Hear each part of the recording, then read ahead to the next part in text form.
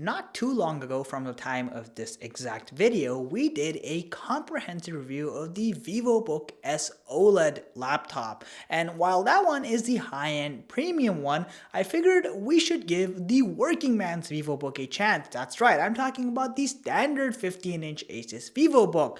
And while it did come out in 2022, it's still the current configuration. So we do have Intel's 12th generation i5-1240p processor. We also have 16 gigabytes of DDR4 memory on board, a 512 gigabyte solid state drive in terms of storage, Intel's integrated Iris Xe graphics. We do have Wi-Fi 6 as well as Bluetooth 5 standards on board. And finally, like I mentioned, this is a 15-inch laptop. Now, the mid-range segment is super competitive, which means Asus has a lot to prove with the VivoBook here, and we're going to put it through all its tests and paces to see if this is still a good mid-range laptop. Let's get started. As far as packaging is concerned, it comes in a pretty standard looking cardboard box. Now, once you open up this box, inside you'll find a bunch of protective packaging. Remove all of that, and here it is, the VivoBook in the flesh. Now, more on that in a quick minute. Past that, you do have a single piece or single body 65-watt charging adapter in typical Asus fashion. Shamefully so, still no USB-C charging, rather they stuck with a barrel charger. Now you do also have some quick start warranty and regulation information, all that fun stuff. A shout out to our sponsor for today's video, CASEKOO. These guys make some amazing phone cases. Today we have their Magic Stand case for the iPhone 14 Pro. Inside the box here we have a ton of cool stuff. Firstly, the case itself, but past that we actually get a microfiber cloth over here with the CASEKOO branding. How cool is that? You also get these cool panda stickers, and I just love how adorable they look. Now, the actual case itself is the signature feature, of course, because not only does it have a sleek fingerprint resistant transparent build so you can show your iPhone's flashy colors, it also has a good sturdy build quality. So it has lips in all the right places, it fits snugly and holds the phone tightly for maximum protection, but also keeps a sleek profile. The buttons are tactile and easy to press, and at the back you can see the camera is also well protected. But the real cool feature here is that circular metallic ring. So it's fully MagSafe compatible with all your accessories, and I also love the fact that you can actually pull it out and it turns into a case stand, so you can put your phone in a horizontal or vertical position and watch your content that way. It's super practical, but it has all the cool features you want with a modern day case.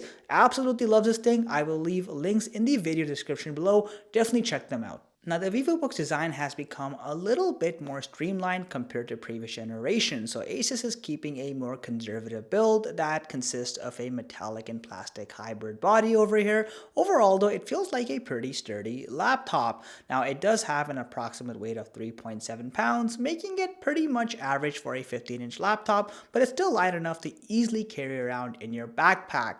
Now, starting with the top side, like I mentioned, you have a nice clean flush design.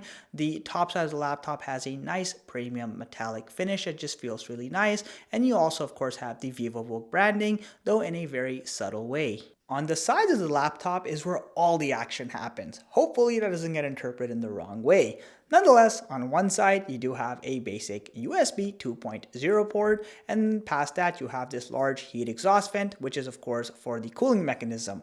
On the other side, you have the DC charging port, a severely outdated HDMI 1.4 port, two USB-A super speed ports, a USB-C port, and a basic one at that. No display port functionality, no power delivery, and certainly no Thunderbolt mechanism. And finally, the good old headphone jack. I must say, while there's plenty of ports on here, the standards are quite lacking. I mean, if it was my grandfather's time, maybe he'd be impressed, but these are just, come on, Asus, get with the times. The bottom side is pretty standard stuff. You do have a plastic plate over here. Now, you do have plenty of air intake vents, though it's worth noting the actual active cooling fan is only on the right side. The rest are mostly for show, I suppose. With that said, you'll also notice you do have two speaker grills, one on either corner at the bottom side, indicating this is a bottom firing speaker. Unfolding this laptop immediately presents you with a very clean looking inner chassis. It's a full metallic finish, it's consistent, and at the same time just looks very presentable. Kudos to Asus over there. However, at the center you have a relatively small trackpad. There's not a lot of surface real estate on here for a 15-inch laptop. On a more neutral note though, you do have a plastic surface finish, but the flex is pretty contained. There is a little bit of flex, as with all plastic trackpads, but it's not too bad, and the clicks do feel tactile as well. On the top right corner, you have a built-in fingerprint scanner as well. I was really hoping Asus would improve the quality of their keyboard, especially compared to the predecessor models. However, it's still just as mediocre, if not outright bad. Firstly, Asus has a tendency to choose some very obnoxious fonts for its keycaps, but the real crime is the actual keycaps themselves. They're finicky, they feel cheap and flimsy. They haven't improved one bit. Backlighting is still not standard across all VivoBook models, even in 2022. With that said, however, some models of the VivoBook do come with backlighting built in, so it's going to depend on the configuration you're getting. You do thankfully get a built-in 10 keypad with the 15-inch model for number crunching productivity. The typing experience is pretty bad, I'm not going to lie. So you have close to non-existent key travel, which means you get hard stops, and it can be quite uncomfortable if you are typing for large periods at a time. Hinge quality is below average. There's a fair bit of wobble due to that single hinge mechanism. On top of that, if you are in the habit of opening the hinge from the corners, you are going to cause long-term wear and tear damage, so don't do that. Display fitting is pretty nice, so you have a relatively thin chin at the bottom with some subtle Asus branding. Then you have pretty narrow bezels as well, which are more or less in line with modern day standards, and you have a acceptably thin forehead. What's not cool is that subpar 720p webcam. I am 99% sure this is the camera they use to capture those shady UFO sightings, which look pixelated as heck. So not a great camera, but it does come with a built-in privacy shutter. The display here is of average variety, so I'm not gonna give Asus too much of a hard time here. So you do have a standard full HD or 1920 by 1080p resolution screen, a standard 60Hz refresh rate. Additionally, you have a high quality IPS panel with no PWM flickering and also great viewing angles. Now you do only have a peak brightness of 250 nits, which means glare is gonna spread on this thing like a disease under brighter daylight settings. Now the real crime here is the color quality. It's approximately 45% NTSC or 56% sRGB. While it's going to be just fine for general purpose activity like number crunching on Excel for example, I would not recommend this for color sensitive activities like photo editing or color correction. Performance on this machine actually caught me off guard in a great positive way. So day-to-day activities like web browsing or watching HD content work great with that P-Series i5 chip. Even more intensive activities like coding or 3D modeling are totally doable thanks to that healthy 16GB of RAM. However, I did find that when you do intensive activities like 4K video editing, there is definitely a lot of frame drops on the timeline, and while editing is still plausible, it's not an ideal experience and you may want to opt for the more powerful i7 chip instead. Gaming is also very much possible in a casual capacity. For example, Fortnite can run at a healthy sustained 30 frames per second with that integrated Iris Xe graphics at lower medium settings, which isn't too shabby. Thermals on this machine were also pleasantly surprising. So under unrealistic peak loads, we only hit a maximum surface temperature of about 44 degrees Celsius, but more realistic sustained loads yielded around 39 degrees Celsius. While not the coolest laptop on the block, it certainly isn't in the extremely hot list either. Fan noise is also great, so under peak loads we hit a maximum of about 46 decibels, but this was usually only during super intensive activities like 3D rendering or 4K rendering. Other than that, it's pin drop silence. Battery life is right there in the middle, so based on our test, depending on the kind of activities you're doing, you can get up to 8 hours on a single charge, which again isn't too bad.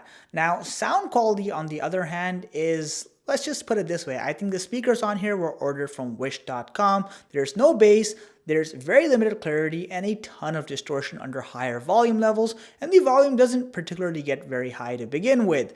Now, of course, you probably want a quick sound test, so here you go. I wanna build a life worth living. I wanna be rich cause I wanna be given. I feel the time keeps ticking. I wish I had more, but I'll take what's given. I just wanna pop cause I've been working a lot. I think I deserve a shot, I think I deserve a spot. Cause it's been years on this path that I walked, and if I keep going, I pray I'll be at the top. When I dream big, yeah I commit. Wanted this life since I was a little kid. Never thought twice, I just did.